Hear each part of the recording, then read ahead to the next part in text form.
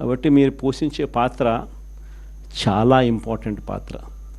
మరీ ముఖ్యంగా కష్టకాలంలో ప్రతిపక్షంలో ఉన్నప్పుడు వైఎస్ఆర్ పార్టీకి నిజంగా పెద్దన్నగా మీరు చేస్తూ ఉన్న పాత్ర ఎప్పటికీ కూడా పార్టీ మర్చిపోదని సందర్భంగా తెలియజేస్తాను. న్యాయవాదులందరికీ కూడా మనం మంచి చేశాము అని చెప్పి గర్వంగా పార్టీ చెప్పుకునే విధంగా కూడా చేయగలిగాం. కానీ ఈసారి మాత్రం మీ అందరికీ ఇంకొక కొత్త విషయం చెప్తా. జగన్ 2లో, వైఎస్ఆర్సీపీ 2లో చూస్తూ 1.5 సంవత్సరం అయిపోయింది.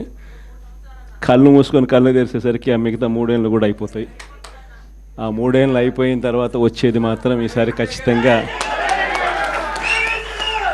మన ప్రభుత్వమే వస్తుంది.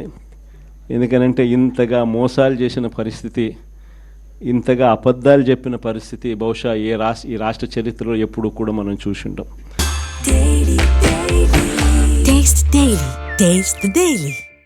చివరికి లాయర్లకు కూడా మోసం చేసిన పరిస్థితులు కూడా మనం చూస్తూనే ఉన్నాం. సూపర్ 6లు, సూపర్ 7లు అనేటి గాలికి ఎగిరిపోయినాయి.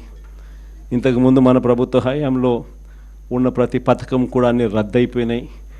వీళ్ళు చెప్పిన హామీలన్నీ కూడా మోసంగా మిగిలిపోయిన పరిస్థితుల మధ్య ఒకవైపున అన్ని అబద్ధాలు మోసాలుగా కనిపిస్తూ ఉన్న పరిస్థితులు ఒకవైపున ఉంటే, మరోవైపున వ్యవస్థలన్నీ కూడా పూర్తిగా దిగజారిపోయిన పరిస్థితులే కనిపిస్తూ ఉన్నాయి.